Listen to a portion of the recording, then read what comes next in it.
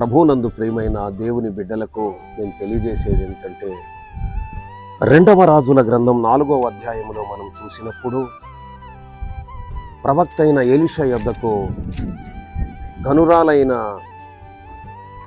సహోదరి ఆయన యొద్దకు చాలా వ్యాకులముతో, వేదనతో, బాధతో, పరుగులతో వస్తూ ఉంటే గెహాజీ ఆమెను అడ్డుకోవడానికి వెళ్ళినప్పుడు ఎలీషా అంటాడు, ఇదిగో ఆమె చాలా బహువేదనతో ఉంది గనుక దయచేసి ఆమె జోలికి వెళ్ళొద్దు. నా ప్రియమైన దేవుని బిడ్డలారా, నమ్మిన మనం ప్రార్థనా పరుల జోలికి వెళ్ళకూడదు. నమ్మిన మనం భక్తి పరుల జోలికి వెళ్ళకూడదు. నమ్మిన మనం దేవుని కొరకు బ్రతికే వారి జోలికి వెళ్ళకూడదండి. అపోస్తుడైన పౌలు మనకు నేర్పిస్తున్న మాట ఏమిటంటే, మీరు పరుల జోలికి వెళ్ళకండి.